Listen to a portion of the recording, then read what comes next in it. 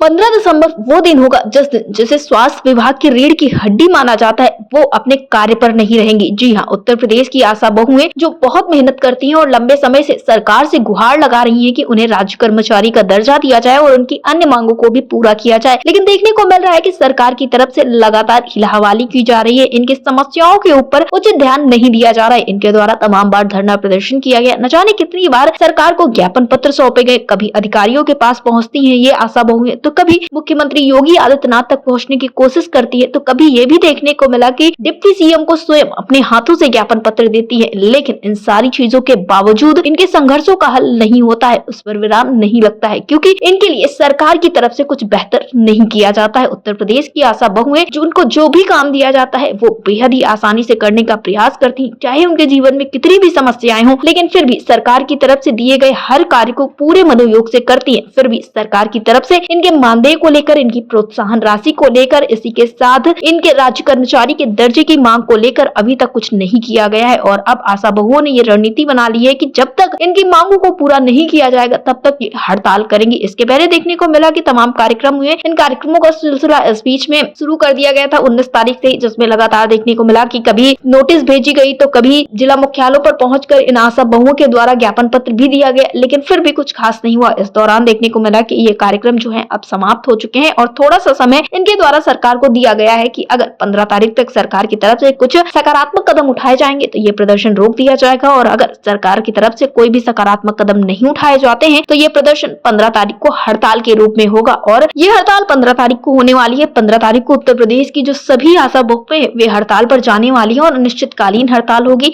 और वक्त के साथ ये जो कार्यक्रम है वो और ज्यादा बढ़ते हुए जाएंगे। यही कहना है इन सभी आशा बहुओं का और संगठन के पदाधिकारियों का कि अगर सरकार समय रहते इन समस्याओं का हल नहीं करेगी तो ये और ज्यादा व्यापक रूप भी ले सकती है। अब देखना ये होगा कि आखिरकार इनके प्रदर्शन को देखते हुए, इनके संघर्षों को देखते हुए सरकार की तरफ से क्या कुछ कदम उठाए जाते हैं। 2 महीने से लोग बराबर आंदोलन में हैं, हड़ताल कर रहे हैं, चीख रहे हैं, चिल्ला रहे हैं, जिला मुख्यालयों पर जा रहे हैं, लेकिन सरकार कुछ भी सुनने को तैयार नहीं है। तो सरकार अगर नहीं सुनने को तैयार है तो निश्चित तौर से एक बड़े आंदोलन की तरफ उत्तर प्रदेश बढ़ रहा है, और 15 दिसंबर 2025 को इस प्रदेश के अंदर एक बड़ी व्यापक हड़ताल होगी और अनिश्चितकालीन हड़ताल होगी, और जितने भी सवाल लंबित हैं उन सवालों पर सरकार को बात करनी पड़ेगी, और अन्यथा महीने 2 महीने 3 महीने का जो भी दौर आएगा उसको हर दमन का मुकाबला करते हुए आशा वर्कर्स आगे बढ़ेंगी, और अब की बार इस सवाल को फरियाया जाएगा।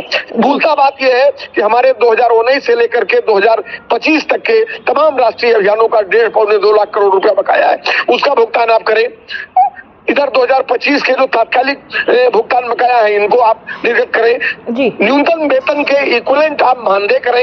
ये प्रोत्साहन राशि और ये इंसेंटिव 2013 में कहा दिया गया था कि इनको इंसेंटिव नहीं, मानदेय ये नहीं, बल्कि इनको कर्मचारी मान करके इनको वेतन, न्यूनतम वेतन के दायरे में लाया जाए। सरकार क्यों नहीं सुनना चाहती है? जी, तो एक तरफ हम न्यूनतम वेतन का ढिढोरा पीट रहे हैं, श्रम कानूनों को खत्म कर रहे हैं, श्रम कानून खत्म करके आप कह रहे हैं कि एक सबको एक न्यूनतम वेतन का स्लैब लाएंगे, तो स्लैब लाने के बजाय इनको स्लैब बना रहे हैं आप। इनको आपने 2000 का गुलाम बना दिया है। अभी SIR हो रहा है तो उसमें आप ड्यूटी करिए जा करके। जी, एक फोन नहीं दे सकते आप ठीक से, आप डेटा ऑपरेटर का काम करिए आप। जी है तो 100 तरह का आप काम ले रहे हैं और पैसा किसी चीज का नहीं। 24 घंटे की ड्यूटी है। किस अधिकार से आप इनको निर्वाचन आयोग के काम में लगा रहे हैं? ये कौन सी कर्मचारी है आपकी?